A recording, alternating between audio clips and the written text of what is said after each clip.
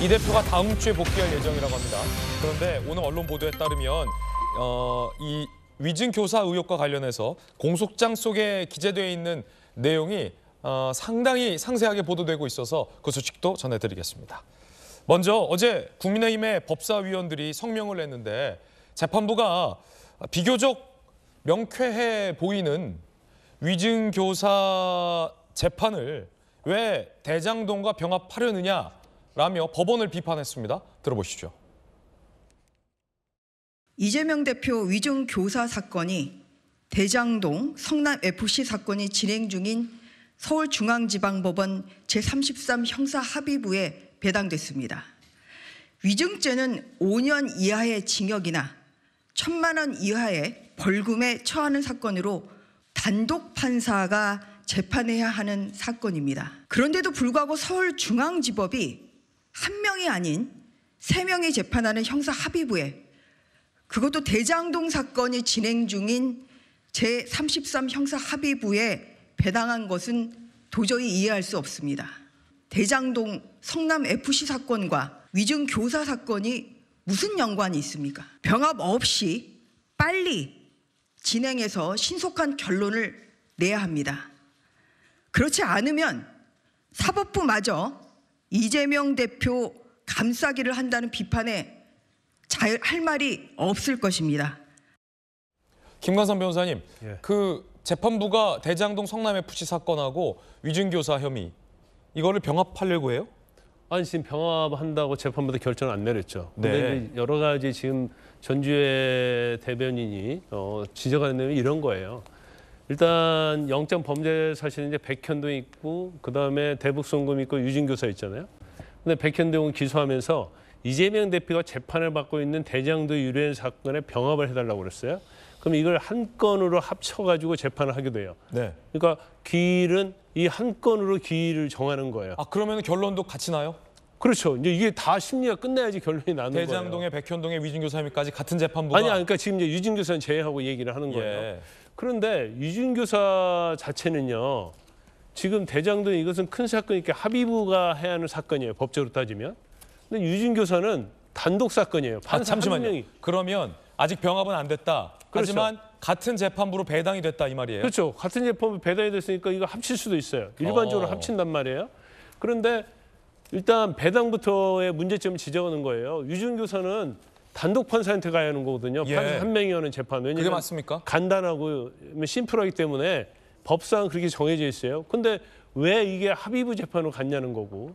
그다음에 지금 유증교사하고 백현동 성남FC 유례 대장동으로는 유증교사는 아무 상관이 없지 않습니까? 네. 검사 자유 사칭과 관련되기 때문에. 그렇기 때문에 이 재판부로 갈 필요도 없고 병합할 이유가 없어요. 네. 근데 지금 전재 의원이 말하는 것은 이제 병합이 되는 걸 전제로 해서 말하는 거예요. 만약 병합이 돼버리면 대장동은 같이 가요. 그러면 유증교사도 같이 가기 때문에 유증교사 관련된 판결도 한 3년? 길면 4, 5년 후에 나올 수 있다는 거예요. 그러면 이제 이재명 대표한테 시간 벌어주는 거다라는 국민의힘의 비판이 이해가 되는데, 자, 그러면 법원에 판사도 많은데, 다른 판사도 많은데 관련도 없는 대장동에 왜 이 검사 사칭과 관련된 위증교사 의혹 재판까지 배당을 하죠? 그건 맞습니까? 아니, 그건 모르겠어요. 왜냐하면 그 단독 판사한테 배당을 해야 하는데. 아, 김관선 변호사님도 의아하다는 말씀이시죠? 예. 단독 판사한테 배당해야 하는데 왜 이쪽 합의부, 판사 3명 있는 합의부에 배당했는지 그게 좀 이해가 가지 않고. 유증교사 저 사건은요, 제가 여러 번 얘기했잖아요. 간단해요. 재판 한두 번, 두세 번이면 끝날 사건이에요. 왜냐하면 녹취록 있잖아요. 또 유증을 교사를 받은 사람이 김모 씨가 나 이재명 대표가 시켜서 한 것이다. 거짓말을 한 것이다. 이 얘기하고 있기 때문에 이재명 대표가 부인을 하면 기껏 해야지 김모 씨 나와서 증언하면 끝나는 사건이에요. 녹취록이 있기 때문에. 근데 이걸 만약에 합쳐갖고 재판하게 되면 결과가 오래 있다 나오는 거예요. 그러니까 검찰 입장에서 보면 유증교사 분리기소했잖아요.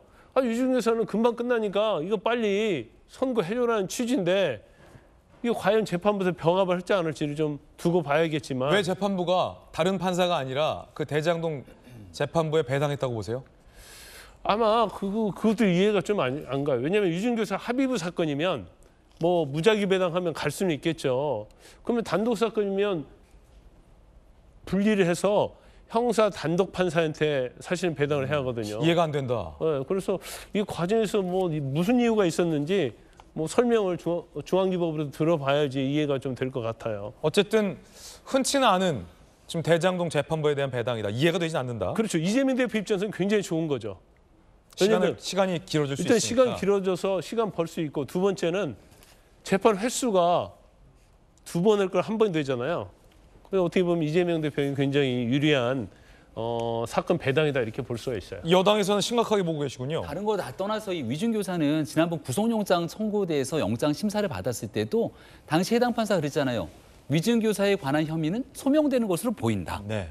그러니까 명확하게 일단 혐의 소명에 대해서 이건 관련된 녹취 등 증거가 분명하고 사건이 아주 간단하거든요.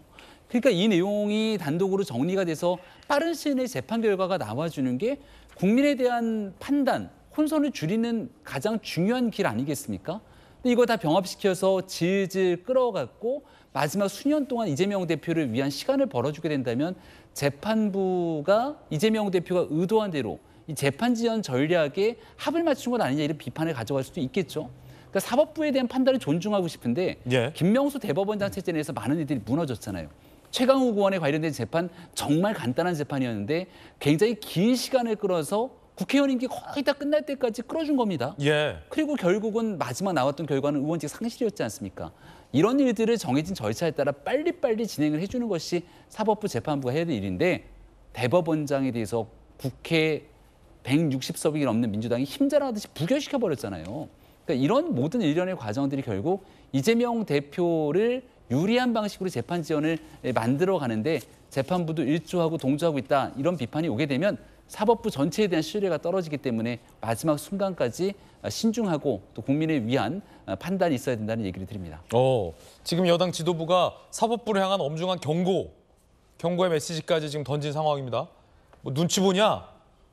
야당 눈치 보냐? 뭐 사실 돌려 말하면 이 지금 비판이 나오지 않게 신중하게 하라라는 경고인데 김용주 의원님 어떻게 보세요? 예.